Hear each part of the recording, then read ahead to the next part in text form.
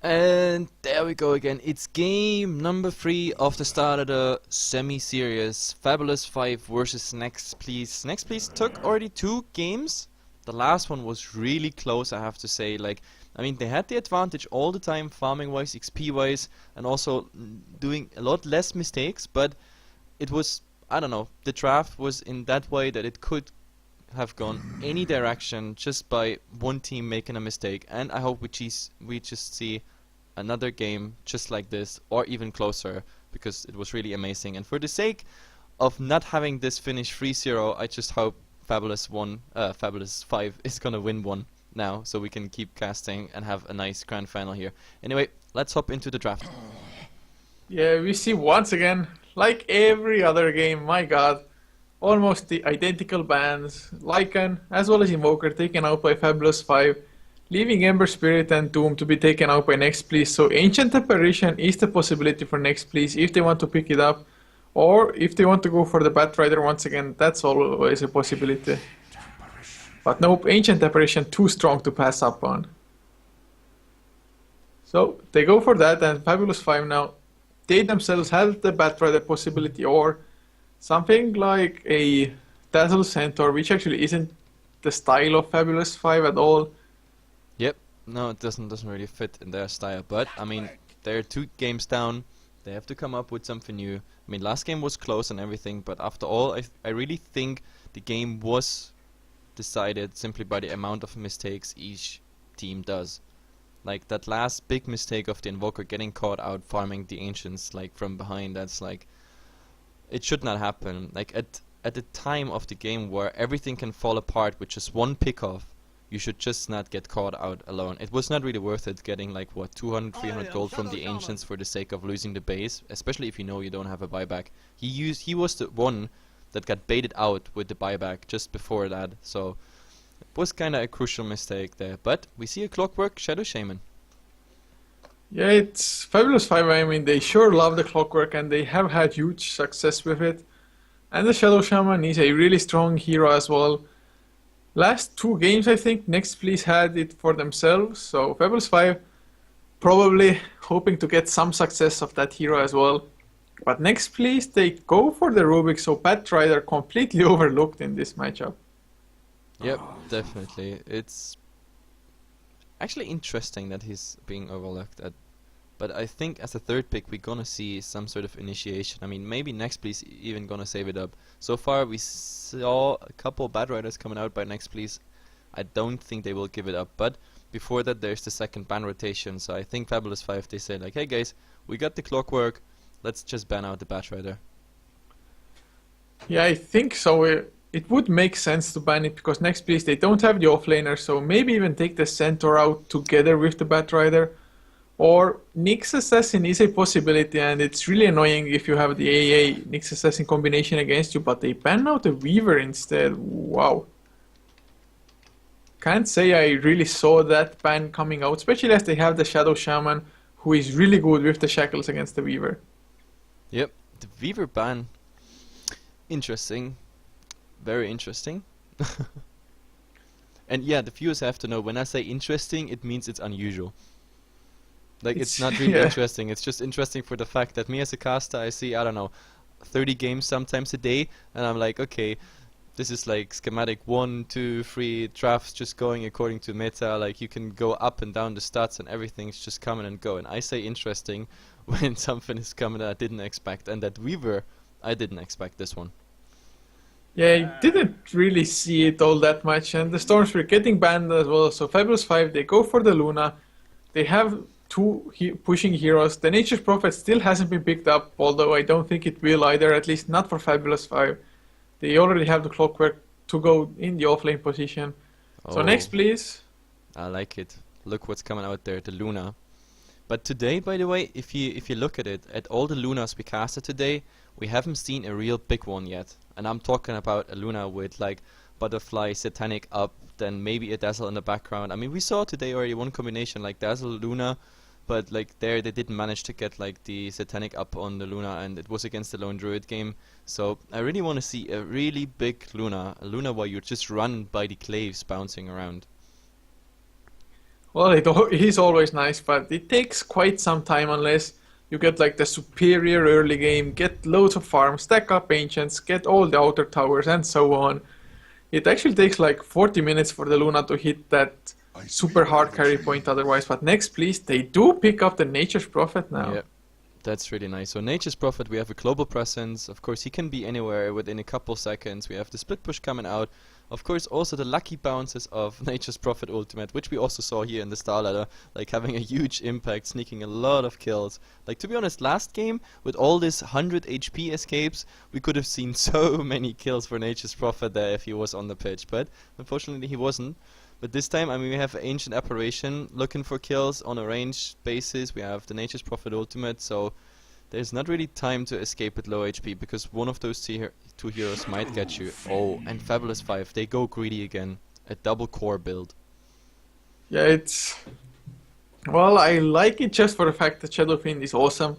And of course, it does give them a ton of late game. And this time around, the Luna and the Shadow Fiend, they get relevant earlier than a Spectre does, I think. And of course, them being ranged heroes, they can just. At least the Shadow Fiend, I mean, Luna, sure, she is a ranged hero, but she still has to go into melee range almost to get the right clicks done.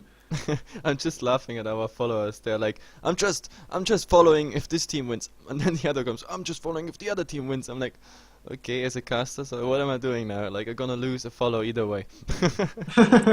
For me personally, I just hope, like, I have to be honest, like, as a caster, usually you have to be unbiased, of course, but right now, just for the sake of not having this a 3-0, I hope Fabulous5 wins one game. Or may the best win after all, but I just hope that we're gonna cast more because these two teams, they have both the potential to be great. They both deserve a spot in the Pro Series of Starladder. I'm definitely sure about that. They can do well there. So, but anyway, let's not dwell in Twitch chat whatsoever. The Shadow Fiend is coming out, and to be honest, this is quite a problem for me because at Ancient Apparition, I don't know. It's like he's gonna have a problem early on. Like he has to rush that BKB. It has to come out really, really fast. And what surprises me even more is that Next.pls in their second ban rotation they took out the Naix. I mean, they just played a game where a Naix was at 35 minutes, almost 6 slotted if you count the ages in. And why not taking it? I mean, they could have picked it. I don't think that Fabulous5 planned on taking an Naix. It doesn't look like it. So they have a global carrier with the Nature's Prophet who would be Infest Bomb number 1. They could pick now with the 4th pick, Puck. I mean, the Storm Spirit was already out, but the Puck could have been an option as well. It would have fit in. So they could have just, you know, copy-paste Reno their old draft. With some adjustments, of course. Yeah, maybe those some adjustments wouldn't have fit the lifestealer in it. Or well, it's not like I think they wanted to go for the Mirana because they took quite some time, only 3 seconds left of the bonus time actually, to figure out the Mirana pick. I mean, it's a decent enough 50 arrow clockwork, usually an easy target because he just cogs himself in. And if they catch the Shadow Fiend with the arrow, that's gonna be so crucial. But I mean, Fabulous5, they did go for the Shadow Fiend, but they are the dire side, and usually it's so much better on the Radiant because the Shadow Fiend can rotate into the jungle, stack that up, and farm that much easier. Yeah, but right now I also see opportunity for Fabulous5 because the cores they have, they are definitely heavier than anything that is right now in Next.pls gaming setup. Because there is the Mirana starting out with very, very low base damage. She needs quite some items to hit as heavy as the Shadow Fiend. Like, if she's getting caught off guard without a leap whatsoever, or like even the shackles, that is so much damage incoming. And now they also get the Visage, the Soul Assumption burst on Nature's Prophet, Rubik AA, easy kills, and yeah, they round their draft up with a Templar Assassin. And this is another hero who needs quite something to work out, but of course the TA has the potential to snowball. And Fabulous5, if they don't prevent the TA from snowballing, the game is fast over. But if the TA doesn't find the significance in the game, this is definitely something I would count Fabulous5 in. They have a greedy double core. If they get it through, eventually, we look at like 35, 40 minutes, and I would say this is a safe win for Fabulous5. But they have to get it through. This is, of course, the requirement for this. But, long story, let's go for the introduction. We have I go again for the people I know. Blomst is on the Luna. Emily is on the Rasta. Heading towards the offlane is Kyubashi again, the typical offliner. And Gimli is playing the Visage and top is in mid. And I always love to say this, top is in mid. I wish they had another player who is bot. I could say like bot is top, top is mid, and then they need someone else with the name bottom who is actually playing the safe lane. So I could say bottom is top, top is mid, and so on. Anyway, maybe I'm just the only one who finds this funny. No, it's really funny to listen to as well when you say it. But anyway, for next, please, on the Radiant side, looks like they're gonna go aggressive tri lane with Red Light on the Mirana. Illusion is playing the Ancient Apparition and District 12 on his Rubik, leaving Kiano once again on the mid lane, but this time taking up the Templar Assassin, and the last one will be Synergy on the Nature's Prophet safe lane. Yep, and he's just chilling, he's just sending the trees now to the runes. So far there's just 2 wards coming out. One is of course the protective ward against whatever is coming here. Maybe they expect a tri lane, but it's pretty unlikely. This is gonna be an aggressive try, so I don't know. This ward won't spot out too much. Like the other ward is giving total vision here into the lane up to the tower. But yeah, this is the interesting part. Like those sneaky bastards, again, the same position like we saw it already in 2 games of them. Like they always wait there. They wait till the Luna comes in, and then yeah, bad. The lift plus the cold feet. And if the freeze comes out, maybe the arrow on top of it, that is a first blood on the Luna, so they really have to be careful. Well, I mean, it's not like the telekinesis is the best setup for the arrow. It's quite low duration on the first level. It's only actually 1.5 seconds on the lift. So, I mean, it might be enough to maybe even get the cold proc, but Luna is really fast with the movement speed. And they have to wait for the lane to push out a little bit more for actually try and attempt the gank. But they already expect something because they know the Nature's Prophet is alone in bottom. By the way, already harassing with like a double trained wave, the clockwork. But they know someone is missing on the map. It's definitely not mid because, well, it might as well also be a mid rotation. But the Luna is smelling the bait. Like this just smells wrong for him. Yeah, and it's really smart for him to stay back. I mean, I think top might think that he might be the target of the gank as well. It's definitely possible because the Shadow Fiend's so easy to gank her early on. But then again, this lane is so pushed, and Templar Assassin actually taking some tower damage but has the refraction charges to tank it up. Yep, and Luna is doing the right thing. She grabbed like level 2.5 and now comes the double pull from the Visage. So this is gonna be a completely denied creep wave, and that means the next creep wave is gonna reach the tower where the Luna can start getting the farm. So we look in the mid. Because, like, yeah, they gave up this, like, little, I don't know, trick of theirs. So, we look in the mid, and there we have, like, an 8-4 on the Templar Assassin and a 5-2 on the Shadow Fiend. But the Shadow Fiend, he's gonna be soon level 4, and that means the more souls he has, the harder he hits. Not necessarily on the Templar Assassins, but for the last hit. Yeah, it's really hard, actually, to outlast hit a Shadow Fiend who has his souls maxed out. But of course, then again, it's hard to outlast it, a Templar Assassin with refraction bonus damage as well. So it's kind of even, and neither hero actually should get the kill if they play it correctly. So it's just a farm war in the mid lane. Yep, definitely. And I don't know, like I smell already the first blood coming out here somewhere in this tri lane. Like this is like oil on paper, and just to ignite that spark here. Just one little, yeah, like seriously, like one step forward and it's just going bad in one direction. It definitely is kind of intense here. It's a tri-lane versus tri-lane. It's actually quite surprising that they haven't exchanged like one single spell or right-click almost. Yeah, and I mean the Ancient Apparition went for the right-click potential with the Chilling Touch, so it's kind of a downside because if they now engage, there's no cold feed, and that means the Ancient Apparition, he needs to ding level 2. That would give them the advantage. Like, Mirana can go for a 1-1-1 build, and the Ancient Apparition getting 2, that means they get the Cold Feet proc, the arrow into Starfall, and leap, if necessary, away. So Mirana is now level 3, and now the Ancient Apparition needs level 2, and I think then they have the upper hand. Because what's coming here? Like, there is only the Hex and the Shackle, level 1 Soul Assumption, because the Visage was just side pulling. So yeah, I think they have the upper hand next if they go for it. Well, yeah, it's actually looking really good for them across the map if you just purely look at the last hits. Yep. Because they're leading on every single lane pretty much. Although this tri-lane, there's so much potential burst coming out from FAB5 with the Soul Assumption, Lucent Beam, as well as the Ether Shock from the Shadow Shaman, which hasn't even been skilled at the moment. So I guess no burst damage from that hero, at least not before a few levels. If he had gone for the level 2 in Ether Shock with the Soul Assumption, level 2 Lucent Beam, level 2 Ether Shock, that would have been like one hero dead already. Yep. I mean, at the moment, like the last hits definitely favor Next, but it's not that significant. It's something that can anytime be lost if there's like the first blood on a lane and then they capitalize on it. So, I mean, 13 versus 25, the offlane, like the Nature's Prophet are definitely doing a good job, but like also the Luna, I mean, Luna, oh god, they go on her. Yeah, they might get the kill finally. Chilling Touch, right click damage coming out as well. The Starstorm did do a double bounce and red light on the Mirana, gets the first blood finally. Yeah, finally, I guess, yeah. But I don't know, like this wasn't unexpected. Like the Luna knew that they're waiting just for this. And the funny thing, this was even without Cold Feet. Cold Feet wasn't even needed there.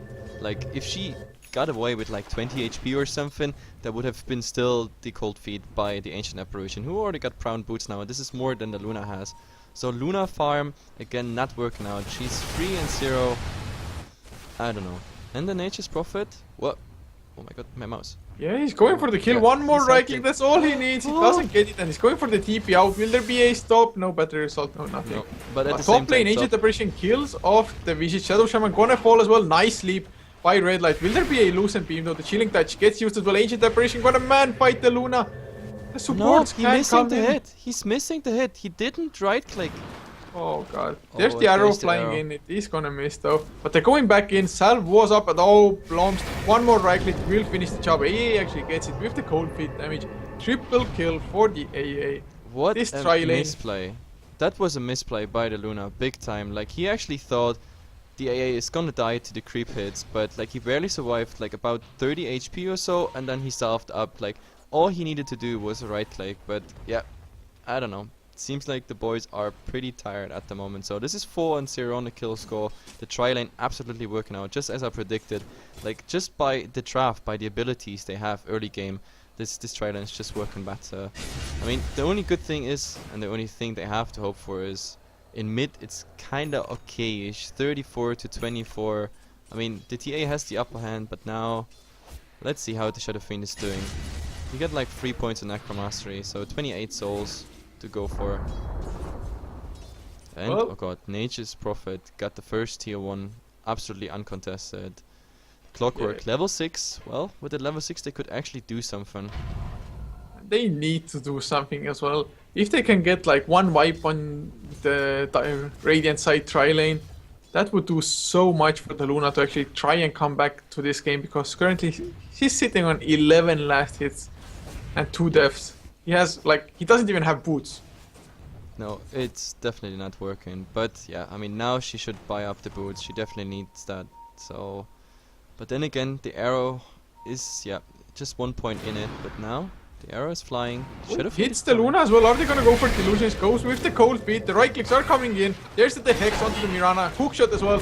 Even the Shadow Fiend is there. The Shackles going out onto Illusionist. Mirana leaps, but he can't get out. He kills off the Visage, falls down to the Shadow Fiend. Right click synergy coming in as well, but the battery assault is gonna kill him. He gets at least top beforehand. It's a 3 for 3, and again, Next being so lucky, like the Mirana finishing off with very low HP, the Visage, the Nature's Prophet, just before he died, finished off the Shadow Fiend. So, like this luck Next has to escape with like 50 to 100 HP. FAB5 just doesn't have this luck. It's really unfortunate, to be honest, for those guys. So many times they just, I don't know, get an even trade or even a worse trade because of this like last hit luck. Calculated, man. Yeah, it's all calculated. Of course, it's all planned. Yeah, I mean, it's somewhat luck, maybe somewhat misplaced by FAB5 for actually not committing to the actual kills. They're like, oh, we got the kill anyway, let's switch targets. Yep, and the And Nature's suddenly Prophet, they don't have it. like, he's gonna be happy. This is the second tower going on his account, so he's a happy Nature's Prophet. 1,100 gold. The Moonlight use the Shadow's Moonlight coming Shadows. out. Ice Oh. Blast is flying mid, but unfortunately doesn't hit anybody. The But oh, Luna. Luna might be in big trouble. There's the Sprout up into the arrow from Mirana. Starstorm as well will grab the kill. Yeah, Very easy one. The first Moonlight, as usual, just leading to something. Either a proper escape or something else. So there's the D-Ward coming out in the mid, and the Rasta actually has to care. Like, if there's a lift up on him, he will die to that TA. He's level 8. Just the full refraction damage would come up. Like, the melt into the refraction damage, that would just be sick. He has 720 HP only. Yeah, it would just eat through the Shadow Shaman.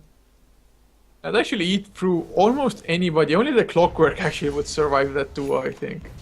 Yeah, pretty much. And it's not just the melt damage that would come. I mean, once you're lifted with the Rubik, you can also expect that there's the Fate Bolt coming in. And he actually went for a 2-3 build. That means you have 210 damage coming on top of that. Oh, Ice Arrow Blast. top lane does miss. Unfortunately, otherwise the Ice Blast combination, it was a nice thought, but Lucempim onto the Mirana, he's tanking things up. He has to leap away, but Starstorm gets the kill on the Mirana, or on the Luna rather. Mirana does go down to the Shadow Rays off top. Yep.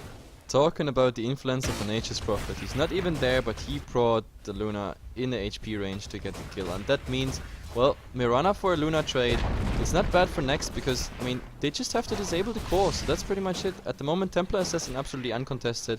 He's ready to snowball at any, like, whenever he wants to. The funny thing is, he went for a Yasha instead of a Dagger Rush, so he's going for a solid build, let's say it like this. Well, I think if he went for the Blink Dagger, he would be quite squishy, even with the refraction charges, if she jumps in. And with the Yasha, can just chase heroes down as well. Oh, Just, God. yeah, going for more solid damage output, I guess, like you said. The Nature's Prophet, level 9, on, like, he was in the safe lane there, 2 towers and the highest level with the Shadow Fiend now, it's... I like that the Luna is level 5. Still, no boots. Are you kidding me? Almost 11 minutes in. All she has is a Ring of Aquila. Now, boost of speed picked up. They're gonna turn it Incredible. around now with the boots. Yeah. The problem is at the moment that FAB5, they need so much more farm, they need to get the farm going on the Luna, but like, if Next wants to, they can go for tier 2.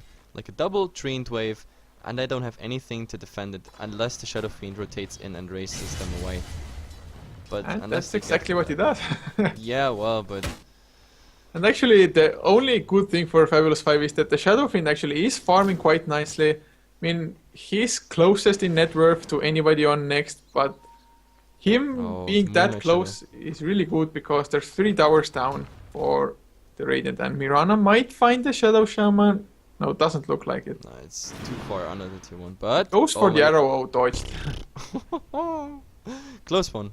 Really Yeah, I close really one. thought actually he might go for it. Yeah, the level 4 Starstorm would just kill him, like, seriously, like 2 points into the arrow, that's, I don't know, more than 200, and then the Starstorm, that would be definitely more than 400, 1 right click, and yeah, that's that Shadow Shaman anytime.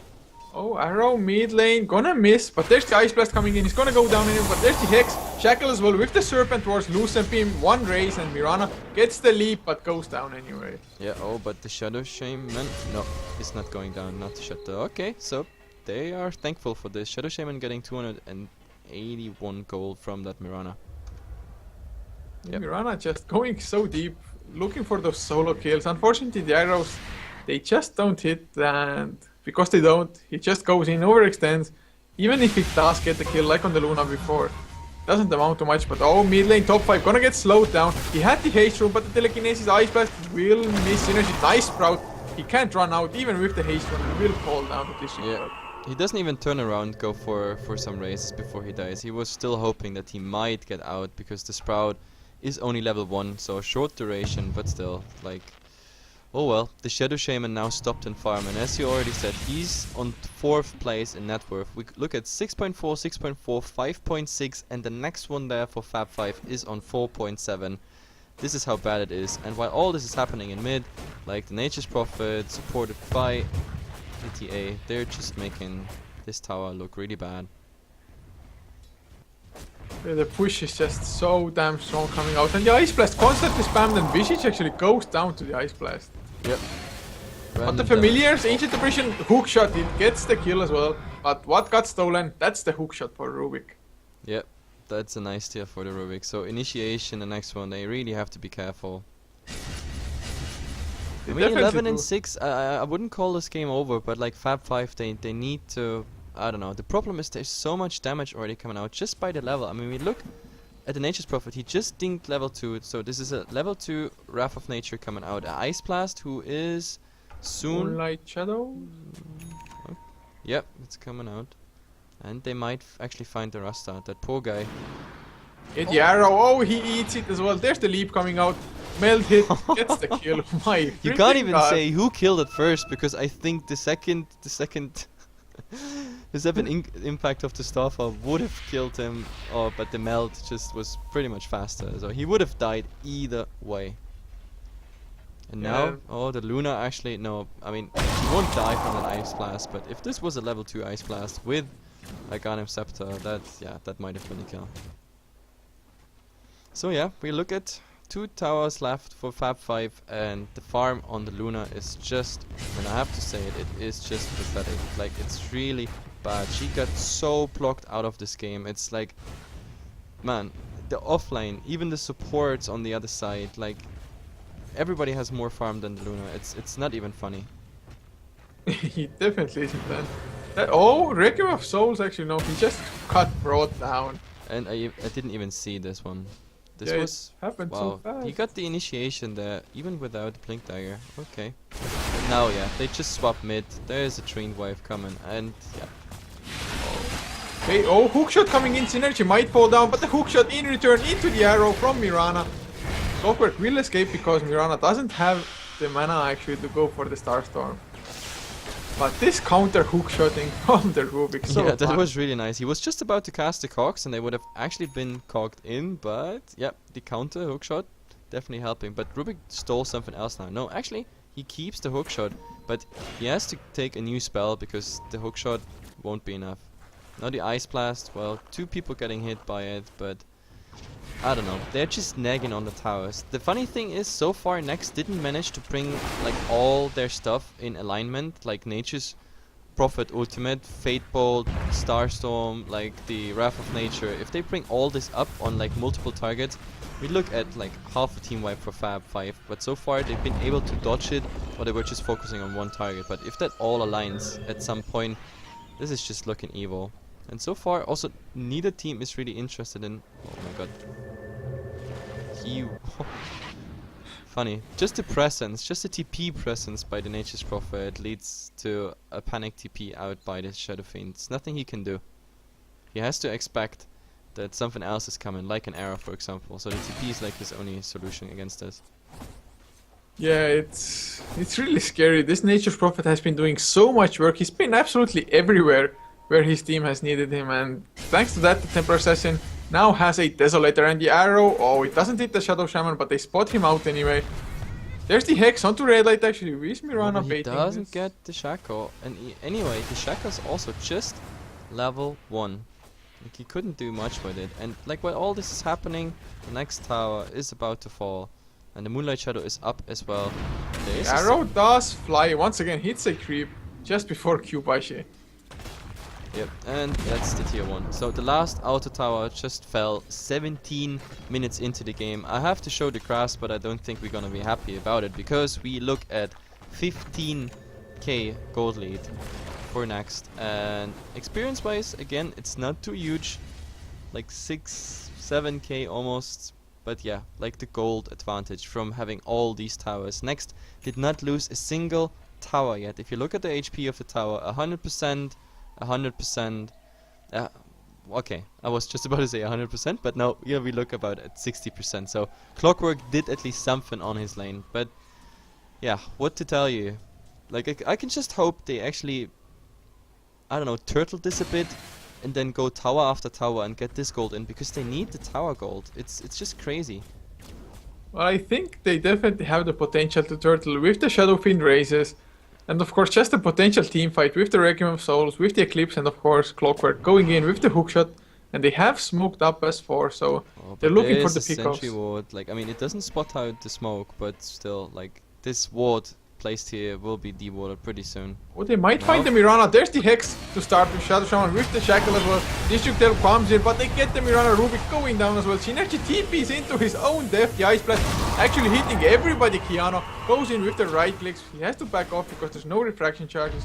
They do lose Synergy, but Visage does go down. Nature's Prophet with the double kill. Necrobook making work, and Keanu comes back in with the massive meld hit. Oh, but he has no refraction at the moment, like, but the Familiars, unfortunately, no stun left whatsoever, and the wards just got like a glimpse of attack there. So, we look at a, yeah, 4 versus 3. Like 4 for 3. Oh, Luna survived? Yep. He actually Well, well, yeah, so 4 versus 3, it's not the worst, but the way it started, I thought FAB5 is gonna win this fight, but then suddenly, awesome Ice Blast playing in, and of course Templar Assassin just coming in from the background as well. Yeah. The refraction charges got eaten through by the Serpent Ward so fast though.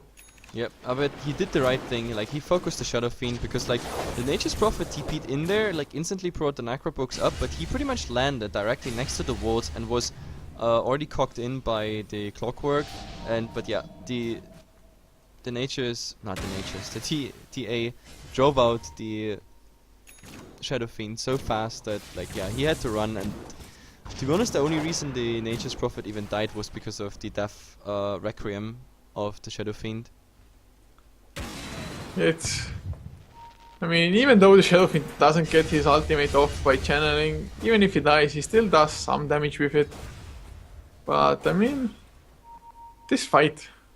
And now Ice Blast actually is there with an Aghanims as well. Yeah, this was like aimed for the Luna that was stunned up for a long duration. And now we see, the Nature's Prophet just de-warding with the Treants. And now the Treants just go bottom for the Roshan, or do they?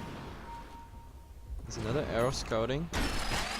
Oh, the hookshot comes in long range, catches Keanu, Templar Assassin. He's gonna blow up the Clockwork.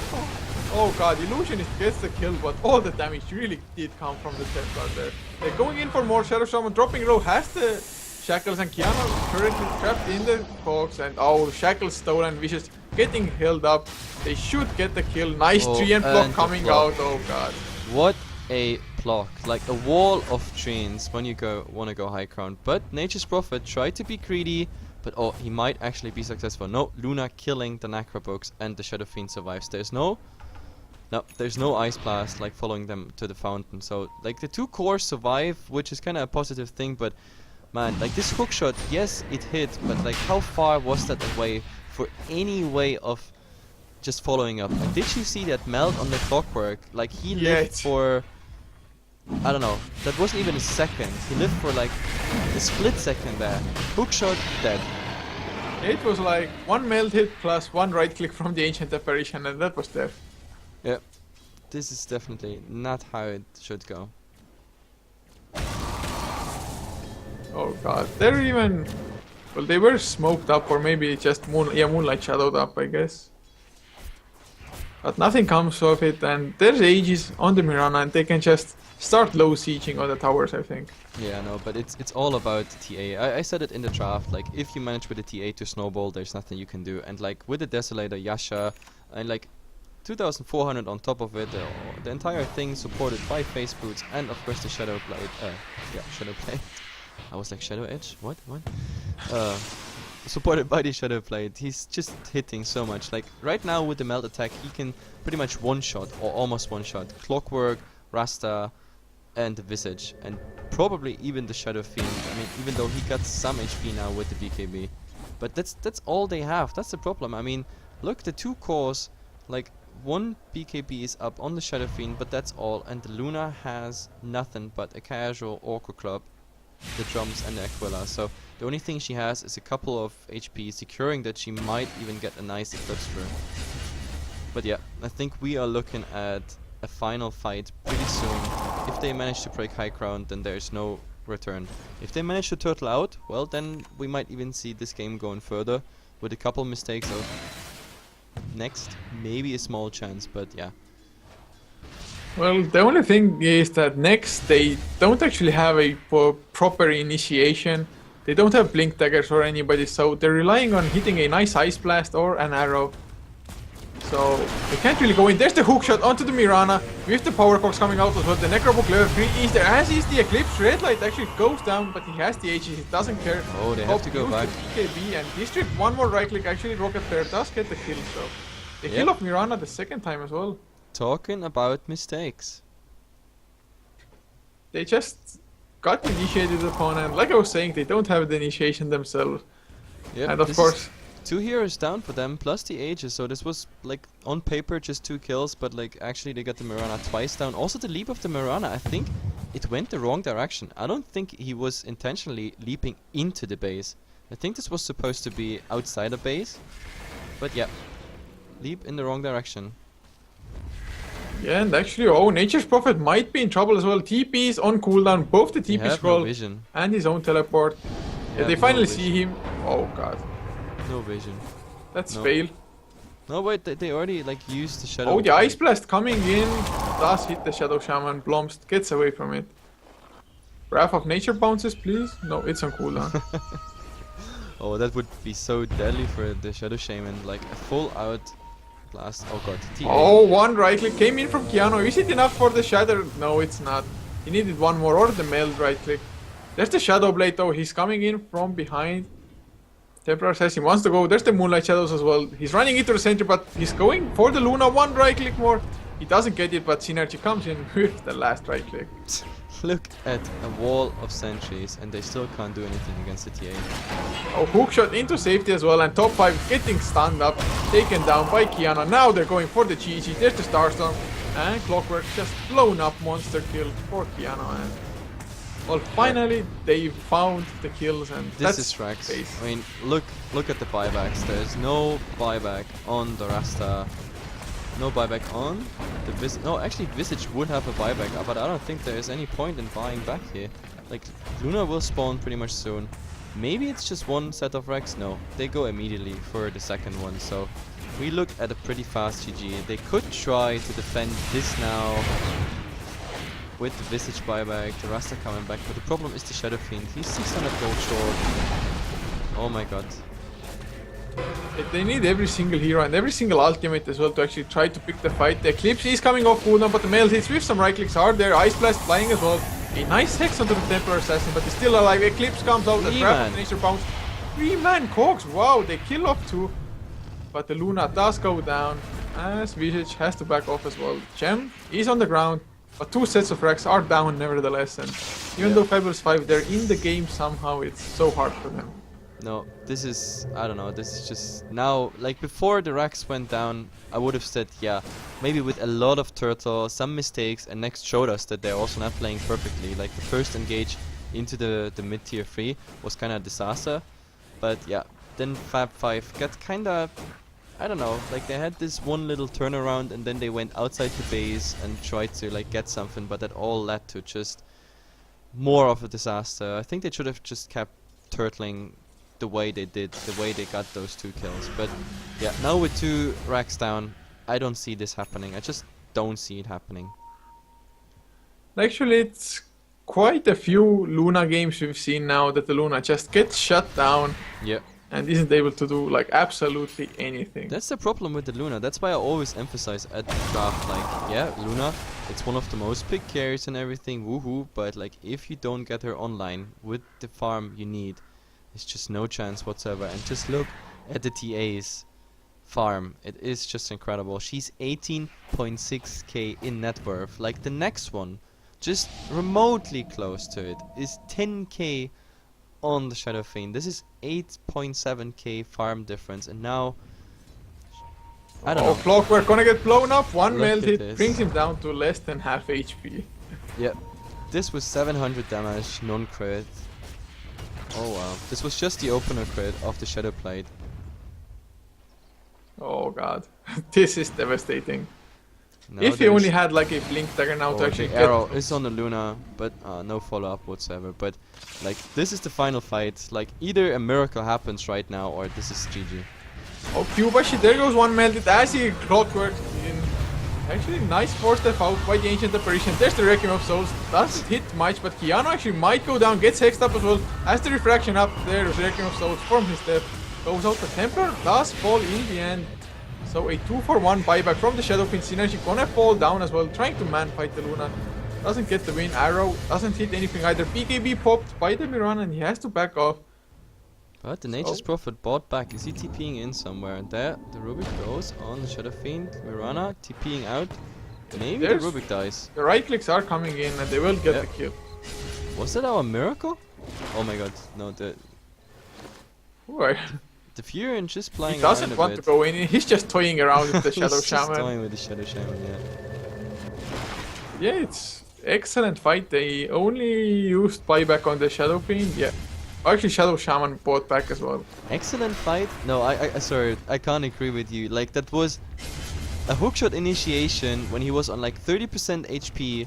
This was a Requiem of Soul, Blink Dagger into nothing. Then he was blocked in by the cogs of the Clockwork, who died of the cleave damage of the Psy Blades, and only the buyback of the Shadow Fiend rescued this fight somehow. But this initiation was a horrible one. Like, Well, it was horrible, but the outcome was totally okay for It them. doesn't matter. The initiation was just pain No, all to that watch. matters is the outcome of the fight. Who cares how they initiate it, man? Okay, yeah, you got the point there. But still, like, it was so painful to see that. I mean, those cogs were supposed to help your team, but like, they ended up locking in the Clockwork. He's just dying of the Psyblade cleave and also the Shadow Fiend. And now, I mean, you might think this is a Mask success. of Madness. Oh, Bloms gets hit while the Mask of Madness is active. Has to run back to base. Yep, and this Yeah, is but it was a definitely hurting. success. I mean, they didn't almost get any damage on the tier 3 tower, which isn't the case anymore because Kiana just coming in with the right clicks now. Yeah. No, but the problem about this fight, it might have been like a small success, but like all the buybacks come in. Like, I mean, I have the buybacks right in now, and the only one on the pitch having a buyback is the Visage and the Rubik. And then Oh. this is like, yeah. So whoever's going down off the course will pretty much win the next fight. And Next knows this. They have absolutely map control. They farm up the Ancients. They could go for Roshan if he was up. It still takes a while. What? Top set, come get some. No, but seriously, they have complete map control. The only farm top what Luna is getting here is really from whatever is pushing in. Like, I think they got more gold off the trains of Nature's Prophet than anything else. Yeah, actually, that might be very well true. And Synergy actually now has a sheep stick as well, so if he wants to go in, they could just go for the GG, although Temper Assassin doesn't have the BKB, but they go familiar for stuns slow are there, siege there's no refraction charges. Nice force death auto. And the hookshot missing as well. So there goes the initiation. All they have to do is wait till those wards fade. And now, are you kidding me? Nope. Rocket Flare is now on Rubik. I thought the hookshot again. And Oh, Blomst gets sheeped up, Luna is gonna go down, Kiana is there, wanted the last hit but couldn't quite get it. They're gonna go for more Requiem of Souls, is about to come out. Only barely just scratches the edge of the Templar Assassin who just runs away. yeah, And Telekinesis now up onto the Clockwork, melted onto the Shadow Fiend with another right click. Templar Assassin blows up the Shadow Fiend Visage next to fall. Kyubashi going down as well, and that's finally, yeah. most certainly GG. Like, and the Furin is a really good Furin, you know. He doesn't care about that stuff. He's like, guys, look, there's Raxes. Like, let's go for them. Anyway, that means Next is winning this grand final of the semi-serious Starladder with a 3-0. But, I mean, they were definitely a better team. You have to say this. But FAB was close. But I think FAB, they have to work on a couple mistakes they do. And yeah, when they pick greedy, like this dual core strategy, then I don't know, they have to somehow get Luna, for example, through. Next has just, I don't know, a better execution of the draft they pick. So therefore they definitely deserve this. Anyway guys, that's it for... Oh my god, I hate my outros. My outros are horrible.